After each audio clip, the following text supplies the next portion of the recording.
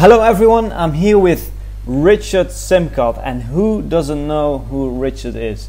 Richard is the, well, for me he's the king of languages.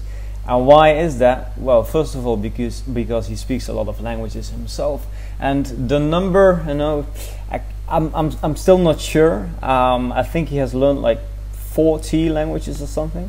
And I know that he speaks many of them very well at a very high level, so that's the first reason why he's the language king. But maybe the second reason is, and that's also a very important one, is that I think Richard was one of the first ones here on YouTube to post a polyglot video. And now if you go to YouTube and you search for polyglot, there is hundreds of people who show their language skills, but I think Richard was one of the first ones. This was 8 years ago, and I still remember watching that video. I was looking for people who spoke many languages. I needed some inspiration, and I found that video, and I was like, whoa, this guy is the real deal. How did he do it? And today I'm here with Richard again. So Richard, welcome to the show. Oh, thank you for having me, Janusz. Yeah. So today, instead of talking about your language skills, we're going to talk about something else. We're going to talk about your daughter, because you have a 10-year-old daughter, and you raised her in 5 languages, if I'm not mistaken. That's right. Well, first question for you, what does it mean for you to be a polyglot? Why do you think it's so great to be able to speak all these languages, and why did you decide to raise your daughter in all these languages? So for me, being a polyglot really is something that I don't necessarily think that everyone should do or has to do. I think it's the word polyglot for me is kind of just a label to the kind of things I like to do. I find important and interesting for my life, which is learning lots and lots of languages. And I think for me the difference between, say, someone who's multilingual, who grew up in, you know, in your neck of the woods, maybe in Luxembourg, say, and they just happen to speak 4 or 5 languages because that's what people do.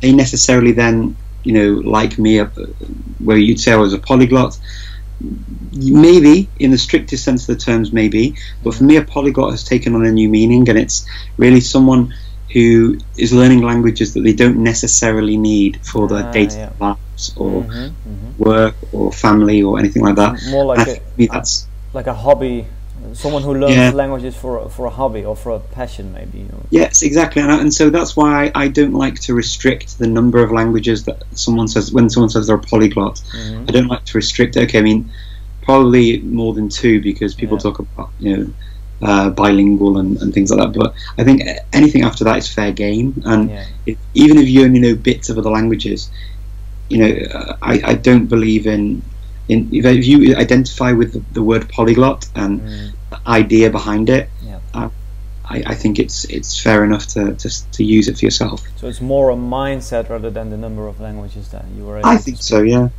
Yeah, I think so. And so when my daughter was born, really the idea is not to make a copy-paste version of me. Richard too. But no, I wouldn't want to do that. But what I did think was that what can you give your kids? You can create a business. You can set them up for life with money. You can do all these different things for them. But one thing that you can do that won't go away is to give them your knowledge. And so if you're good at maths, or you're good at science, or you're good at, you know, history or whatever else, you would naturally talk to your children about those subjects, I guess. They would come up, you'd take them to places that you're interested in, and they would follow in your footsteps to some degree. They may not end up being and working in those fields, but they would learn more about them. And so really I did the same with languages. I mean, I decided to speak French when she was small, and then I carried on and taught her German and Spanish, as well as her native English and Macedonian as well. And because they're useful, they're basically gifts that I can give her free of charge. I can make it fun because it's just conversation, right? Has she always liked to learn these languages, or have you ever felt like that she maybe prefer to stick to one language? Because I mean, wanting to teach your kids all these languages is a great plan, of course, but are they always in for it? Or how do you make it pleasant for them? How do you make it? Okay, so kids naturally don't really want to learn languages. I mean, unless they're particularly interested or they're that type of personality. So every single kid in the world will not naturally understand the idea that, like an adult, of it's good to learn a language. So they're not going to come at it from that point of view, because they don't reason in the same way as an adult does. Yeah.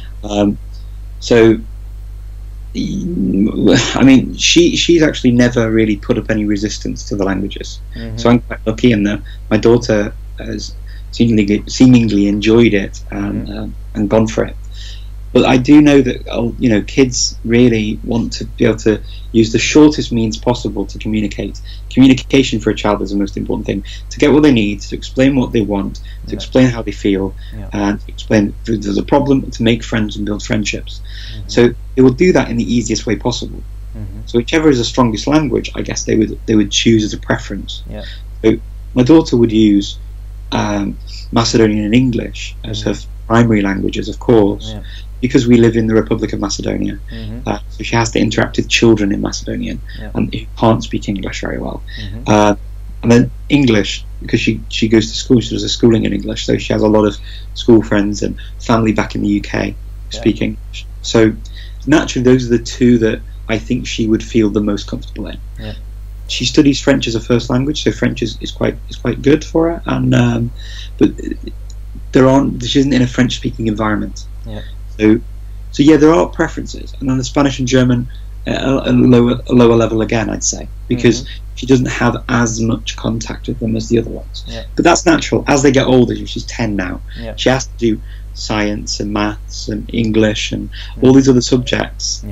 She's 10 years old now. Does she already have an idea about what she wants to do in the future? I mean, does she really see herself working with language in the future, or don't you think about those things when you're 10 years old? To be honest, I don't like to force that. She comes up with her own ideas, but she doesn't have any.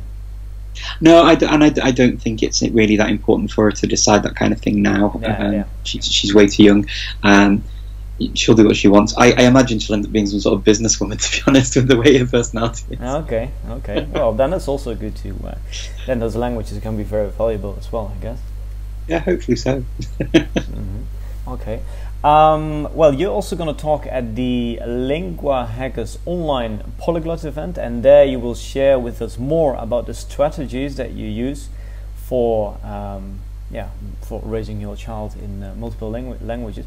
I'm going to watch myself, because big announcement, I'm going to become a father in 1 month from now, so that talk is going to be very useful for me personally as well. So congratulations, Jan. Yeah. What an announcement here. What another Richard, no? Okay, yeah, so we will all be looking forward to watching your talk, and see you there. Thank you, Richard. Thank you very much. Look forward to seeing you all there. Bye.